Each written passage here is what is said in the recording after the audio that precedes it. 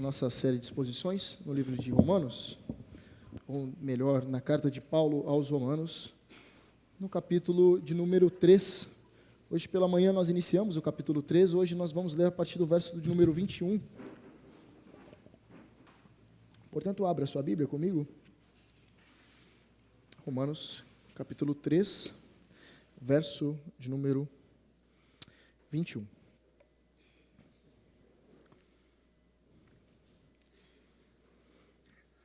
E está escrito assim na palavra do Senhor. Mas agora, sem lei, a justiça de Deus se manifestou, sendo testemunhada pela lei e pelos profetas. É a justiça de Deus mediante a fé em Cristo Jesus, para todos e sobre todos os que creem. Porque não há distinção, pois todos pecaram e carecem da glória de Deus, sendo justificados gratuitamente por sua graça, mediante a redenção que há em Cristo Jesus, a quem Deus apresentou como propiciação no seu sangue, mediante a fé. Deus fez isso para manifestar a sua justiça, por ter ele, na sua tolerância, deixado impunes os pecados anteriormente cometidos, tendo em vista a manifestação da sua justiça no tempo presente, a fim de que o próprio Deus seja justo e justificador daquele que tem fé em Jesus. Onde fica então o orgulho? Foi totalmente excluído. Por meio de quê? Por meio de que lei? A lei das obras? Não, pelo contrário, por meio da lei da fé. Concluímos, pois, que o ser humano é justificado pela fé, independentemente das obras da lei. Ou seria Deus apenas Deus dos judeus? Será que não é também Deus dos gentios? Sim, também dos gentios, visto que Deus é um só, o qual justificará o circunciso a partir da fé e o incircunciso por meio da fé. Anulamos, então, a lei por meio da fé? De modo nenhum, pelo contrário, confirmamos a lei. Até aqui a palavra do Senhor. Vamos orar mais uma vez. Senhor Deus, nós estamos diante da Tua palavra, nós a vimos agora, nós já a cantamos, já a oramos, e agora nós a vimos, nós lemos a Tua palavra, ouvimos a Tua palavra, e precisamos agora que o Senhor aplique a Sua palavra ao nosso coração, que Teu Espírito ilumine o nosso entendimento para termos discernimento espiritual, para compreendermos a Tua palavra, Senhor. Permita, Senhor, que não saiamos daqui sem sermos alimentados pela Tua palavra. Senhor, que os nossos olhos estejam diante do texto e compreendamos o texto para a Tua glória. Esta é a nossa oração, em nome de Cristo. Amém. Amém, meus irmãos. Hoje pela manhã, nós vimos que Paulo ele está concluindo o seu grande argumento, que tinha como finalidade mostrar que todos são pecadores, tanto gentios como judeus, ou seja, toda a humanidade é pecadora e todos carecem da glória de Deus. Paulo então ele começa a construir lá no capítulo 1, mostrando que os gentios eles estavam debaixo de condenação, eles estavam debaixo da ira de Deus. E nós vimos o assunto ser tratado ira de Deus. E nós vimos no capítulo de número 2, Paulo trabalhando o seu argumento bem extenso para mostrar que os judeus, eles não eram melhores que ninguém, por serem etnicamente falando, pertencentes ao povo escolhido por Deus no Antigo Testamento, por eles serem filhos de Abraão. Então, Paulo ele constrói um grande argumento até nós chegarmos no capítulo de número 3. Hoje pela manhã nós vimos que Paulo ele cita o Salmo de número 14 e o Salmo de número 53, pode ser dito assim, porque tanto o Salmo 14 quanto o 53 são muito parecidos. Há muita pouca diferença se você os ler. Paulo ele vai mostrar que não há justo nenhum sequer, não há quem entenda, não há quem busque a Deus, todos se desviaram juntamente, se tornaram inúteis, não há quem faça o bem, não há nenhum sequer. Paulo, ele é duro no seu argumento, ele diz que todos se corromperam, não há ninguém que busque a Deus, todos após a queda, então se tornaram inúteis, ninguém deseja a Deus por livre e espontânea vontade. O apóstolo Paulo finca as bases aqui da doutrina da depravação total ou da depravação radical. E agora o apóstolo Paulo, ele vai concluir o seu argumento, mostrando que todos só podem ser justificados por meio de algo. E este algo não são as obras, este algo é a fé. A fé dada por Deus, mas não somente a fé que tem como objeto Cristo Jesus. A fé depositada em Jesus Cristo, na sua obra, na eficácia da sua obra, nos méritos de Jesus. É a partir dessa fé depositada em Jesus que qualquer um, sendo tanto judeu quanto gentil, obtém a salvação. E aqui nós entramos no verso de número 21. E Paulo, ele coloca algumas informações valiosíssimas, e nós vamos nos ater a palavras que muitas vezes nós ouvimos e passamos despercebidos. Primeiramente, eu gostaria de explicar o tema da nossa mensagem, mas agora. O Dr. Martin Lloyd Jones, um teólogo reformado, conhecidíssimo, ele fez uma grande declaração em um parágrafo. Ele fala assim: essas duas palavrinhas, mas e agora, representam as palavras mais extraordinárias já ditas na Bíblia. Mas agora, somente essas palavras, elas têm uma potência e elas são tão extraordinárias que nós devemos levar em consideração o que vem a seguir. Então, o tema da nossa mensagem é: mas agora. O que significa mais agora? Vamos ao nosso texto. O texto se inicia dizendo assim, Paulo falando: mas agora, sem lei, a justiça de Deus se manifestou, sendo testemunhada pela lei e pelos profetas. O mas agora está falando sobre uma nova era que foi inaugurada por Deus a partir de Cristo Jesus. Mas agora, antes eram todos pecadores condenados debaixo da ira de Deus, mas agora aconteceu algo, Deus inaugurou uma nova era, mas agora a justiça de Deus se manifestou. A justiça de Deus se manifesta na onde? Quando lemos no capítulo 1, a justiça de Deus se manifesta no Evangelho, isso, se manifesta no Evangelho, nas boas novas, e ela se manifestou sendo testemunhada pela lei e pelos profetas. O que Paulo está querendo dizer? Que as boas novas de salvação estão amparadas no Antigo Testamento, na lei e nos profetas. O Antigo Testamento todo falava sobre a vinda de Cristo, é isso que Paulo está falando. As boas novas, então, estão amparadas, elas foram testemunhadas pelo Antigo Testamento. Mas agora, no presente, se revelou de maneira plena. Em quem? Em Cristo Jesus. E ele diz assim: é a justiça de Deus, é a justiça de Deus mediante a fé em Jesus Cristo.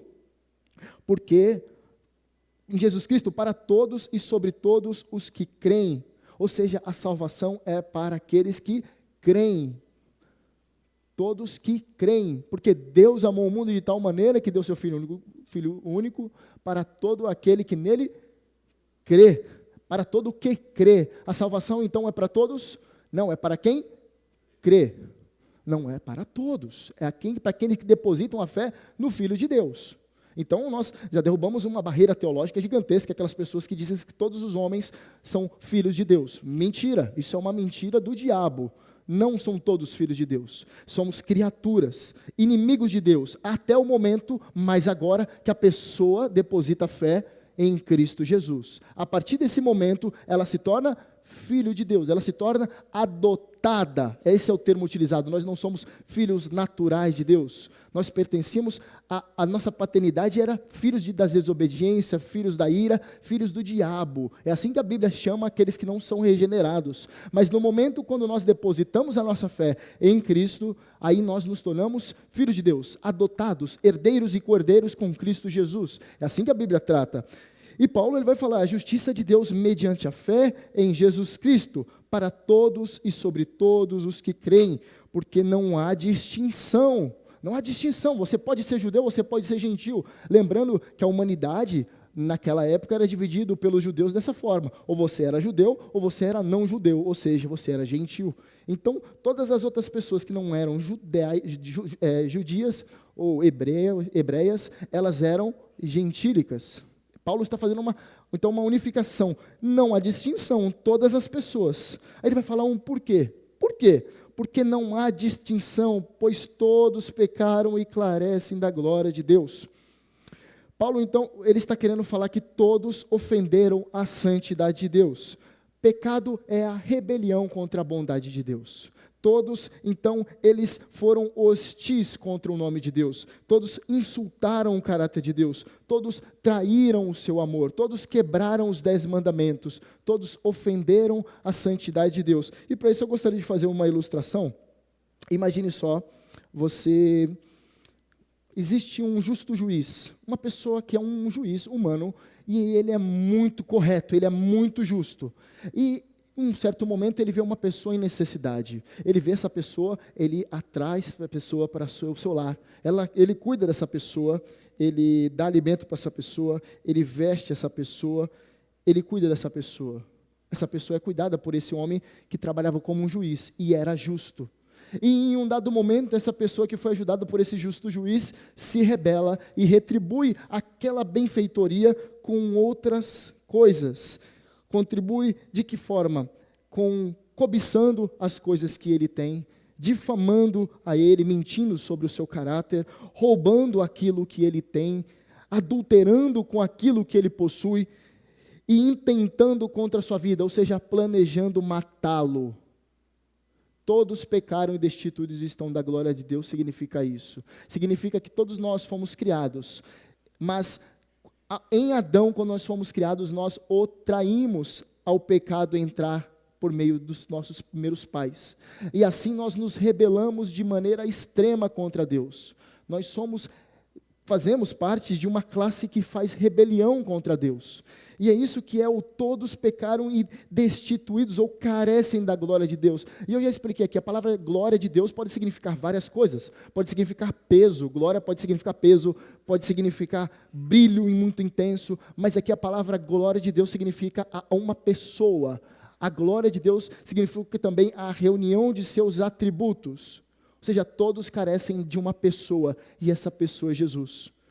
Todos carecem de Jesus Cristo. E o texto, ele continua assim: sendo justificados gratuitamente por sua graça. A palavra justificados, nós já vimos isso. Há 2 domingos, se eu não estou enganado. Nós vimos que é uma declaração judicial. Quando nós estamos no tribunal de Cristo, ou melhor, no tribunal da Trindade, ou do Deus Trino, posso colocar assim, você é colocado como essa pessoa que ofendeu a santidade de Deus. Você é como essa pessoa que, ao receber todo o cuidado, mesmo assim você não reconheceu essa bondade. E você é colocado como réu. Nesse momento que você é colocado como réu, você está sendo julgado.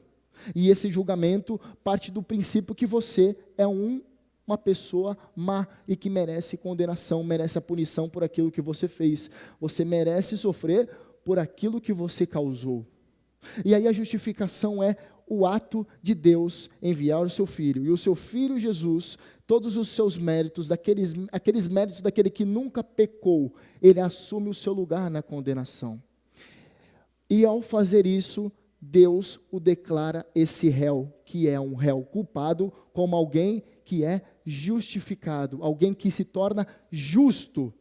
É tornar-se justo. A palavra justificar, então, é ser declarado justo diante de um justo juiz. Não por conta dos méritos dele, mas por conta dos méritos de outra pessoa. E nós vimos isso, sendo justificados gratuitamente por sua graça. E a palavra gratuitamente está falando de valores. É de graça. O termo traduzido pode ser sendo justificados de graça. Mas para não colocar de graça e confundir graça no sentido da graça que Deus envia, mas no sentido de valor, eles colocaram gratuitamente para ser melhor compreendido. Ou seja, não é que a nossa justificação, ela não custou nada, ela custou muito. Ela é de graça para nós, mas ela não foi de graça, ela custou algo. E custou o quê? Vamos fazer uma outra ilustração. Imagine uma balança. E nessa balança do lado de esquerdo, você coloca todas as coisas mais valiosas que existem. Nós colocamos montanhas, vales, nós colocamos mares, nós colocamos diamantes, nós colocamos estrelas, nós colocamos galáxias, tudo aquilo que é de belo, de boa fama, tudo aquilo que é valioso aos nossos olhos, de um lado da balança. Pensou? Agora do outro lado da balança é colocado Cristo. E Cristo é mais valioso que tudo aquilo que está do outro lado. Eu gosto de uma expressão de que quando Deus enviou o seu Filho, o céu faliu, porque Deus enviou aquilo que era mais valioso em toda a extensão do universo.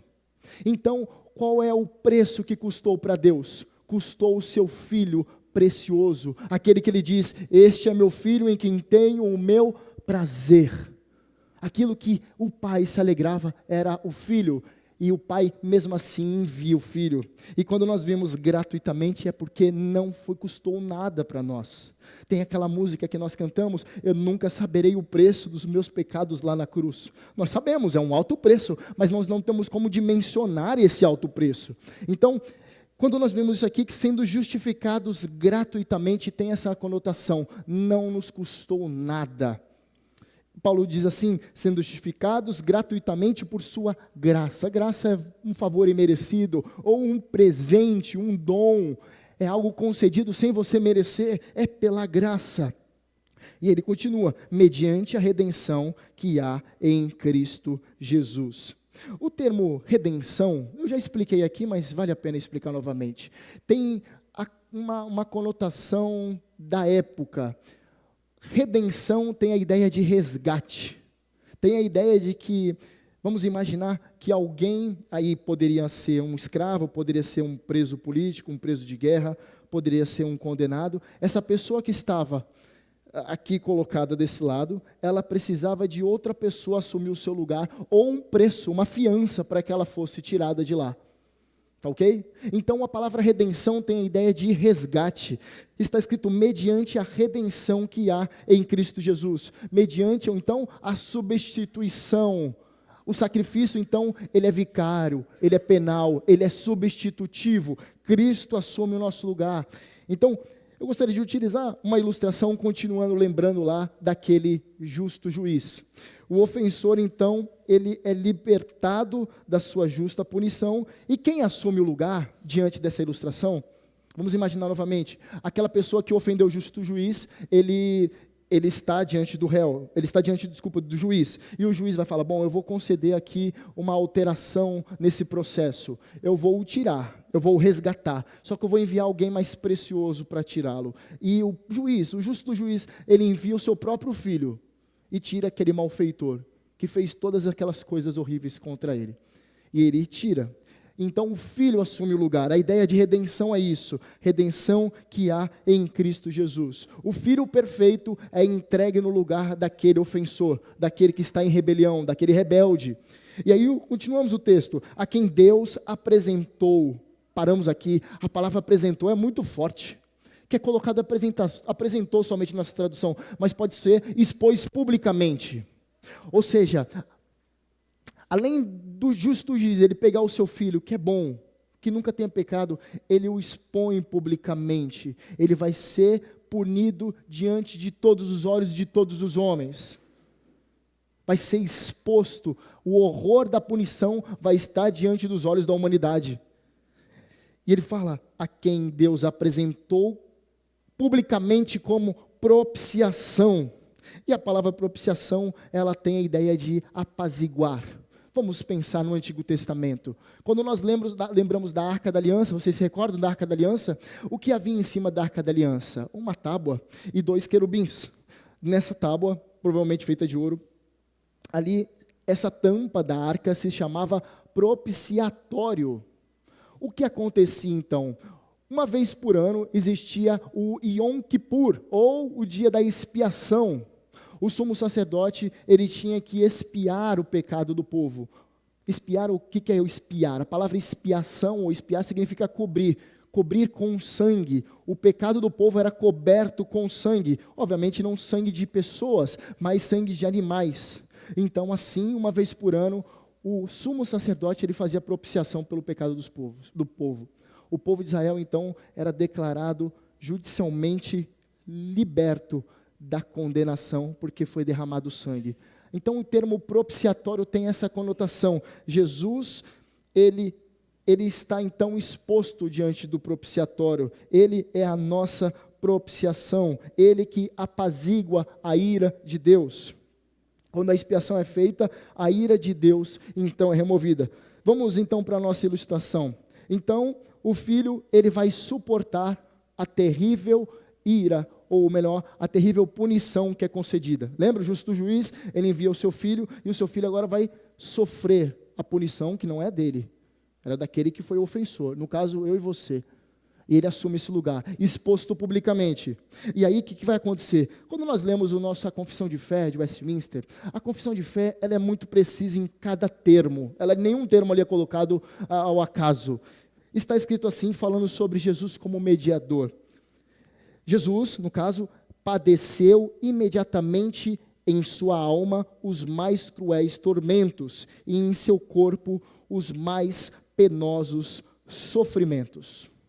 Perceba que a confissão de fé, ela fala que Jesus sofreu, tanto no corpo como na alma. No corpo nós sabemos, Jesus ele foi primeiramente traído, ele foi esbofeteado, ele foi abandonado, torturado, julgado de maneira incorreta.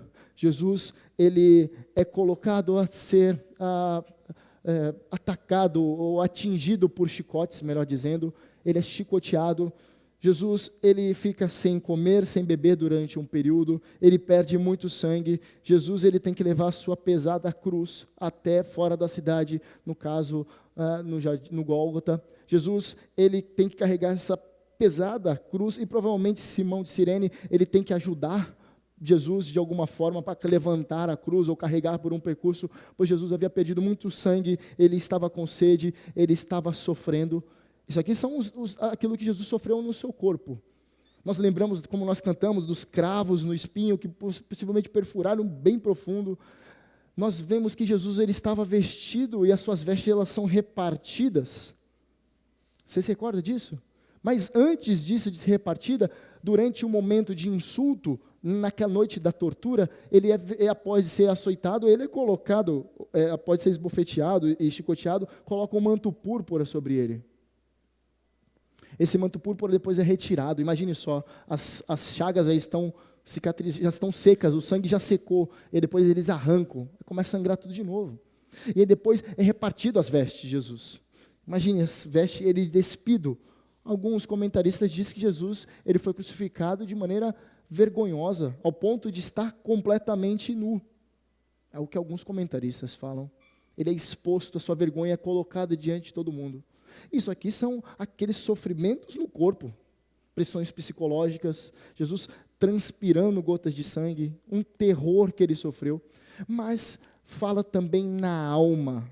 E na alma, meus irmãos, eu gostaria de utilizar uma ilustração bíblica. Quando nós lemos em Levítico capítulo número 16, nas leis que Moisés estabeleceu, ou melhor, que Deus estabeleceu para Moisés demonstrar aquilo que deveria ser feito ao povo, nós vemos lá no capítulo 16 sobre o dia da expiação. O dia da expiação, nesse capítulo, trata os detalhes que deveriam ser feitos por meio de Arão. Ali nós vemos que o sacerdote, esse Arão, ele tinha que pegar um cordeiro, um novilho, ele tinha que sacrificar e aspergir o sangue sobre a tampa do propiciatório, pelo seu próprio pecado. Então ele era perdoado, desviou a ira de Deus. Só que aí nós vimos que eram colocados 2 bodes. Um tinha que ser sacrificado. Ele tinha que ser sacrificado, morto esse bode, e o sangue aspergido na tampa do propiciatório. Para o quê? Para Deus perdoar os pecados do povo. Só que tinha um segundo bode. O segundo bode, o que o sacerdote tinha que fazer? Na verdade, o que Arão tinha que fazer ali, o texto é bem claro. Arão ele tinha que pegar a cabeça do bode e falar todos os pecados do povo, olhando para aquele bode, declarando todos os pecados do povo sobre aquele bode. E depois, o que acontece na sequência? Esse bode, eles abriam a porta da cidade, e aquele bode tinha que ser lançado para ficar desamparado ao ermo. Ele tinha que ser lançado fora da cidade para viver com aqueles pecados que estão sobre ele. E ele viver ao ermo, desamparado de qualquer tipo de alimento, desamparado de qualquer tipo de cuidador. Isso aqui serve para ilustrar aquilo que Jesus sofreu. E, se eu não me estou enganado, é aquilo que Deus pretendia ao instituir isso. Primeiramente, Jesus, ele sofre em seu corpo, ele é sacrificado, mas os seus pecados, os pecados do povo que Jesus leva, Jesus é desamparado. E nós lemos agora no início do culto, o Salmo 22, Deus meu, por que desamparaste? Meus irmãos, essa declaração aqui é o horror que Cristo sabia que daqui a pouquinho ele sofreria. Ele estava agonizando, não por conta dos cravos nas mãos, não por conta dos vilipêndios, não por conta dos insultos, das cusparadas. Ele estava falando que ele estava sofrendo porque ele estava recebendo a ira de Deus. O terror da ira de Deus estava sobre o Filho. E aqui você fica imaginando Jesus, ele passando pelo horror da morte. Jesus, ele estava em seu corpo mesmo se fazendo maldição. Imagine só aquele que os serafins estavam diante dele, falando santo, santo, santo, agora ele é transformado em pecado. Aquele que não tinha pecado se faz pecado. Você vê o contraste, como muda? Os anjos estavam louvando Jesus, santo, santo, santo. Agora ele é feito pecado, ele é feito maldição. E qual a implicação de Jesus ser feito maldição? Ele é amaldiçoado como alguém culpado por todo tipo de perversão, todo tipo de imoralidade, todo tipo de idolatria. Deus olha para ele como pecado. E os olhos do Senhor são santos, não podem contemplar o pecado. Então o Pai, ele deposita toda a sua ira. Quando nós lemos Jeremias, não sei se é no capítulo 25, capítulo 26, nós vemos Jeremias falando sobre a taça da ira de Deus, que ali na escrita, é colocado que Jeremias ele tinha que pegar essa taça da ira de Deus e colocar na boca das nações. E assim eles tomar a ira de Deus por completo. Quando nós falamos sobre ira de Deus, é o julgamento mais terrível que alguém, a pena mais terrível que alguém pode receber. Quando nós vemos as angústias, as dores horríveis, indescritíveis que Jesus recebeu, é o que ele estava recebendo, os tormentos do inferno em si mesmo. Ou seja, qual era a nossa justa punição? Recebermos o quê? O horror do inferno. Cristo em si, ele recebe isso, em sua alma. Nós vemos, por exemplo, no credo apostólico, que ele desceu à mansão dos mortos, ou desceu ao Hades, ou desceu ao inferno. Não é no sentido literal, que ele foi ter contato com as pessoas que estavam no inferno. É que ele, em si, ele recebeu o horror do inferno. Você dificilmente vai ouvir isso sendo pregado, porque dificilmente as pessoas rapidamente se desviam da verdade do Evangelho. Algumas pessoas pensam, ou melhor dizendo, elas nem sabem o que Jesus recebeu na cruz. Ele recebeu a ira de Deus com toda a força, com toda a força. O texto diz assim: Deus fez isso para manifestar a sua justiça, por ele, na sua tolerância, ter deixado impunes os pecados anteriormente cometidos. O que é isso? Então, quer dizer que Deus relativizou no passado os pecados? A ideia é de que Jesus era visto como sombra no Antigo Testamento. As pessoas depositavam a sua fé nas sombras. Ou seja, tudo aquilo que mostra o Antigo Testamento são sombras referentes àquilo que se é revelado plenamente em Cristo Jesus. No momento quando Cristo, ele padece, ele recebe a ira de Deus, ele assume o lugar dos seus eleitos, tanto do Antigo como do Novo Testamento, todos os pecados dessas pessoas são imputadas. Ou seja, nesse momento todos os seus pecados são perdoados. Isso que Paulo está escrevendo aqui, manifestar sua justiça por ele, na sua tolerância, ter deixado impunes os pecados anteriormente cometidos. É no momento quando Cristo vem, que Davi, quando nós vemos a galeria da fé, lá em Hebreus, dos heróis da fé, quando nós vemos Salomão, todos os pecadores que são considerados heróis da fé, é nesse momento, quando Cristo padece, é que eles recebem a justiça de Deus, pois eles depositaram a fé naquele que viria, e nós depositamos a fé naquele que já veio. O texto continua dizendo assim: tendo em vista a manifestação da sua justiça no tempo presente, a fim de que o próprio Deus seja justo e justificador daquele que tem fé em Jesus. Ou seja, é aquilo que eu acabei de dizer, é no presente que a sua graça é depositada sobre as ambas dispensações, antes de Cristo e agora, depois que Cristo veio. E ele fala para ser o próprio Deus, seja justo e justificador. Justo na salvação das pessoas antes e depois da obra da cruz. Justo no seu julgamento, justo no derramar da sua ira. Porque Deus, se Ele não derramasse a sua ira, Ele seria um Deus injusto. Um Deus que não pune aquilo que Ele odeia, aquele que Ele diz que punirá o pecado, e a todo aquele que comete pecado. Se Ele não faz isso, Ele é alguém justo. Mas aqui Ele é justo, Ele é um Deus justo e justificador, ou seja, é aquele que torna as pessoas justificadas. O texto continua, onde fica então o orgulho? Paulo vai fazer umas perguntas aqui, onde fica o orgulho de vocês então, judeus? Ele responde, foi totalmente excluído. Por meio de que lei? Da lei das obras? Não, pelo contrário, por meio da lei da fé. Sempre foi pela fé a salvação. Uma pessoa que vai oferecer o sacrifício no templo, ela faz isso por meio da fé, pois ela deposita a fé que por meio, lá no Antigo Testamento, ao entregar o sacrifício, Deus a perdoará.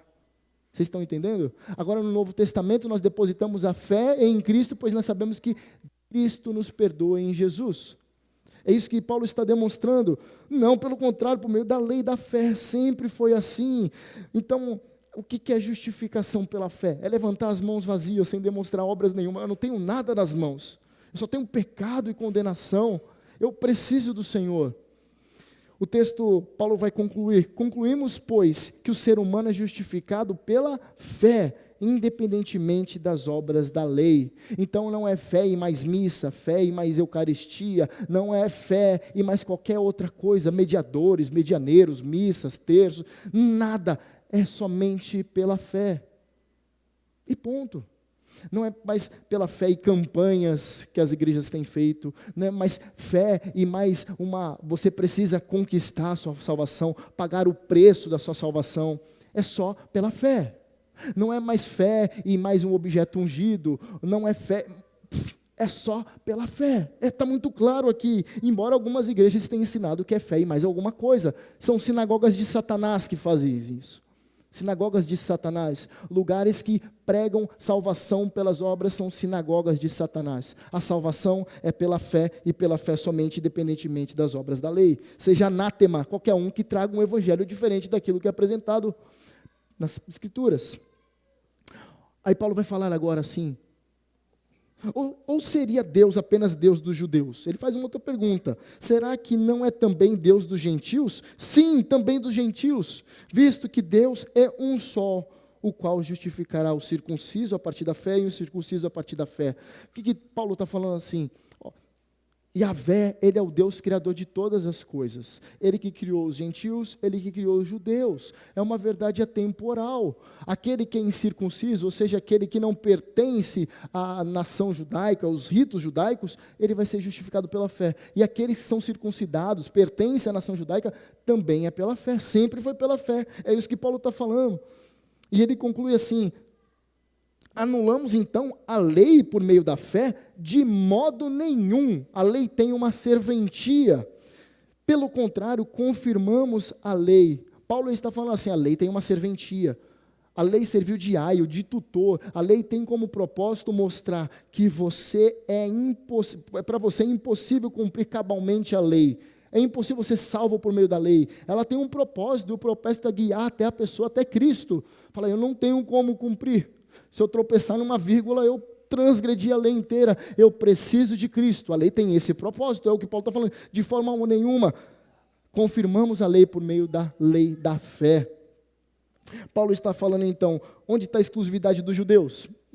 Não existe. Onde está a contradição entre lei e fé? Também não existe. Elas são complementares. E ele vai continuar. Desculpe, ele vai continuar? Não, ele conclui aqui. Eu pulei algum slide? Não, é isso aqui mesmo. Ele vai concluir de modo nenhum, pelo contrário, confirmamos a lei. Paulo ele está matando todas as justificações por meio de qualquer ato humano, qualquer tipo de contribuição para a salvação. E aqui eu gostaria de tirar somente 3 lições, meus irmãos, apenas 3. Mas agora Cristo transforma o desespero em alegria. É Cristo que transforma. Uma pessoa que está ciente de que ela é condenada, ela é inimiga de Deus, somente por meio de Cristo esse desespero pode ser transformado em alegria. Eu gosto muito de filósofos existencialistas, e há 2 deles que são ateus, que eu gosto, porque eles falam coisas ali que todos nós deveríamos pensar. Tanto Camus, que é um francês, um prussiano, quanto, tinha um outro aqui que eu estava em mente, não lembro se era o Heidegger, 2 filósofos vão falar assim, ó, se toda pessoa levar em consideração as coisas últimas da vida, ela entrará em desespero, porque no pensamento deles não há transcendente, não há Deus. Como diz o insensato, em sua mente não há Deus. E eles falam, se nós pensarmos em análise última, que não há nada, que não há uma punição para os maus após o corpo esfriar, isso aqui tudo é loucura. Como diz o Dostoiévski em seus livros, ele diz assim, se Deus não existe, tudo é permitido, porque não há um legislador. Então nós podemos fazer aquilo que é errado. Então é desesperador, alguns chegam à conclusão, os filósofos existencialistas falam, é desesperador uma vida sem transcendente. Então eles procuram uma resposta sem transcendente, sem Deus. E eles conseguem encontrar algumas idolatrias para eles. Mas para nós devemos pensar também, se não há nada além da vida, tudo isso aqui é só isso que existe, a vida não tem sentido nenhum. Não tem sentido nenhum você ser obediente, não tem sentido nenhum você amar sua esposa, não tem sentido nenhum você ser um bom pai, não tem sentido nenhum você ser um bom filho, não tem sentido nenhum a vida, não tem sentido nenhum você acordar cedo para ir trabalhar. Mas se há um Deus transcendente e transforma esse desespero em alegria, nós deveríamos viver a partir dessa verdade. E é o que tem acontecido com os crentes. A mãe solteira, quando ela conhece a Cristo, ela percebe que ela não está mais sozinha. O seu filho não ficará sem um pai. Há um pai que cuida dela e um pai que cuidará do seu filho. E isso traz conforto. Um adolescente solitário, um adolescente que tem sofrido bullying na escola, ele encontra refúgio no Senhor. Ele encontra propósito na sua vida. Ele encontra no Senhor aquilo que realmente representa Ele. No Senhor ele percebe que Ele é amado incondicionalmente, mesmo que as pessoas zombem dele. A fé, ela tem o poder de transformar histórias. A fé depositada em Cristo muda vidas. O homem de negócio falido, ele encontra a sua identidade naquilo que deve ser encontrado em Cristo e não nas suas posses. Por isso ele não tira a sua própria vida, pois ele encontrou Cristo, encontrou propósito para a sua existência. O casal que está em crise, quando ele conhece Cristo, eles estão prestes a separar, mas quando eles conhecem Cristo, eles aprendem sobre o valor do perdão e o valor da reconciliação.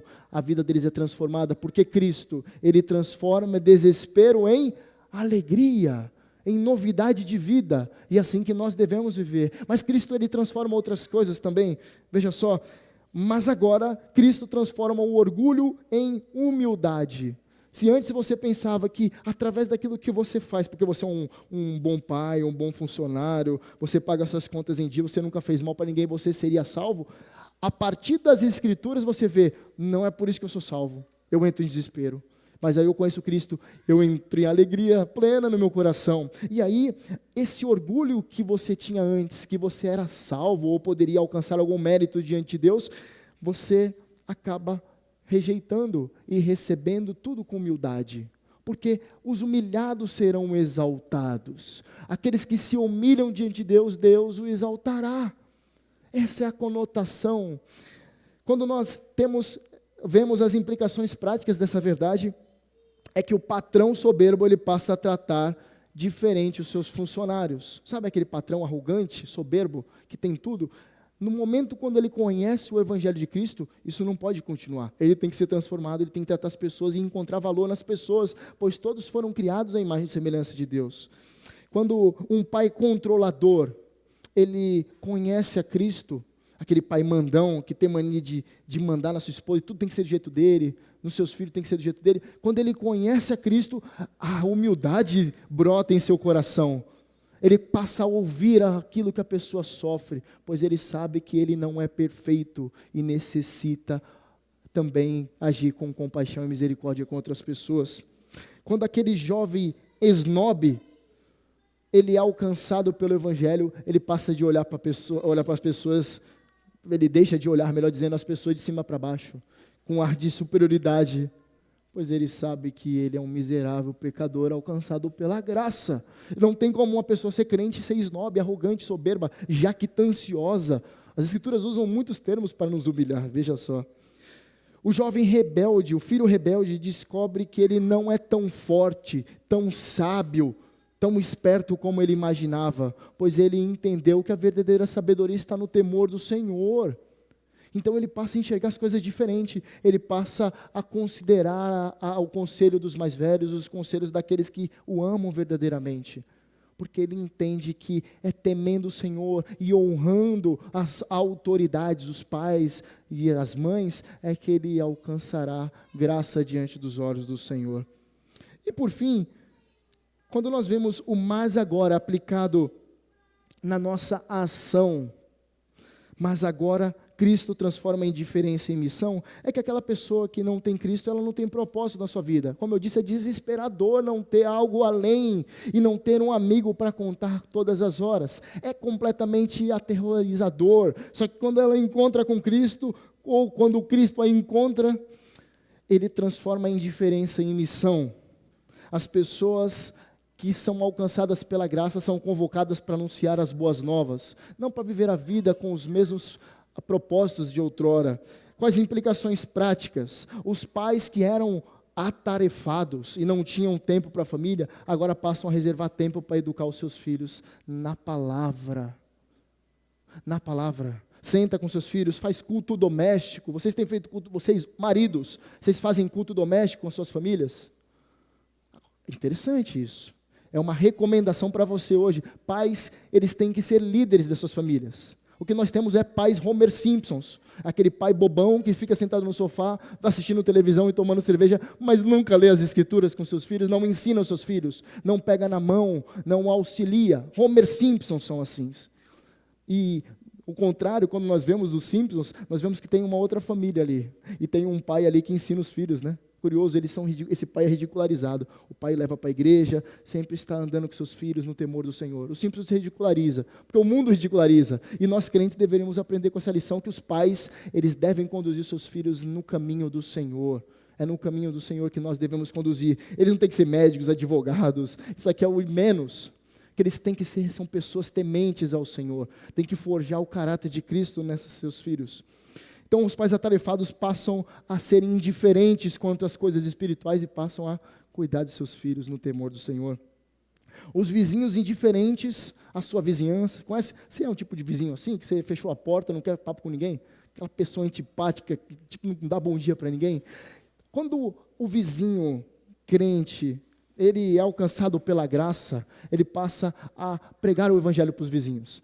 Inclusive, aqui na nossa igreja, uma família que tem chamado a vizinhança para fazer estudos bíblicos em sua casa. Não um grupo familiar, estudos bíblicos na sua casa. Maravilhoso. Tem usufruído disso. Tem aquilo que era indiferença, agora virou missão. Entende a missão deles no reino. Entende a missão deles na vida. O jovem individualista, ele passa a se envolver com as pessoas e manter comunhão. Como você é quando acaba o culto. Tem gente que quando acaba o culto, ela só fala com as pessoas que ela conhece, ó, fui. Vou para casa, vou assistir o Fantástico. Mas tem pessoas que, quando elas entendem a sua missão, elas começam a olhar ao seu redor e falar, eu não sou a única bolacha do pacote. Eu não vim aqui para ser servido somente, eu vim aqui para servir. E ela fala, essa pessoa é nova, ela chegou depois de mim. Vou ali dar as boas-vindas para ela, vou me apresentar. Tem gente que não faz isso e está tudo legal. Eu vim para assistir o culto, acabou o culto, eu vou embora. Eu não preciso manter relacionamento com ninguém. Eu preciso manter relacionamento com aquelas pessoas que eu conheço somente. Mas as pessoas, quando são alcançadas pela graça, pelo Evangelho, Cristo transforma a indiferença em missão. Elas entendem que elas são agentes em todo o tempo, agentes de pacificação, agentes de evangelização. Pessoas passam a conhecer o Evangelho na prática por meio da vida delas. E aquela pessoa que é idosa, e ela já trabalhou a sua vida toda, e ela está no fim da sua vida, e ela fala, eu não sirvo mais para nada. Sirvo só para envelhecer em cima dessa cama e acabou a minha vida. Não, quando Cristo a resgata, mesmo na sua mais alta idade, ela começa a trabalhar no reino de Deus. Ela fala, eu tenho serventia. Para Cristo eu tenho serventia até o último dia da minha vida. Eu vou trabalhar na obra do Senhor. Onde que eu preciso trabalhar? Eu estou aqui disponível. Eis-me aqui, Senhor, usa-me. O que eu preciso fazer? O que for necessário eu faço. O meu mestre lavava pés. Meu mestre lavava pés. Trabalhos de escravos, trabalhos desprezíveis. Ele fazia isso. Eu vou fazer isso também. Qual é o trabalho mais desprezível que tem aqui? Eu vou observar. O que é? É lavar o banheiro? Eu vou lá limpar o banheiro. É limpar o chão? É preparar o ambiente? Não, é visitar um enfermo? O que eu preciso fazer? Essa pessoa que é idosa, ela encontra alguma noção de serventia no reino de Deus. E ela passa a agir diferente. Ela não é o objeto da adoração no culto. Ela que presta adoração, ela que presta culto em todo momento da sua vida. E por fim, quem se preocupa somente com o próprio umbigo, agora se doa completamente para anunciar a salvação. Aquela pessoa narcisista que só olha para si mesmo. O que importa é o que ela está sentindo. O que importa, o que realmente vale, é o amor que ela sente por ela mesma e não pelos outros. Essa pessoa, quando é alcançada pela graça, é transformada, meus irmãos. Ela começa a querer servir, ela se entregar ao ponto de falar, bom, essa hora que eu tenho o livro aqui, eu vou começar a evangelizar. Eu preciso tirar essas pessoas que estão perdidas do atoleiro de lama do pecado, e elas precisam ser resgatadas, e o Senhor vai me usar para isso. Começa a orar, começa a gastar tempo de oração, de preparo, de leitura bíblica. Algumas pessoas falam assim, eu não evangelizo porque eu não tenho preparo suficiente, me acho incapaz. Mas você é um incapaz mesmo, porque você não lê a Bíblia, você não ora, você não tem mais vida de oração com o Senhor, você não se envolve, realmente você fica uma pessoa travada. Quando o Evangelho alcança uma pessoa de maneira plena, radical, a pessoa que era indiferente passa a evangelizar no trabalho, ela passa a evangelizar qualquer pessoa que se coloca diante da sua frente, pessoas que estão sofrendo, pessoas que estão em um estado deplorável, ela vai evangelizar. E depois ela vai me ligar para mandar uma mensagem. Que o Senhor nos abençoe, meus irmãos, nos tirando da indiferença, nos tirando do desespero.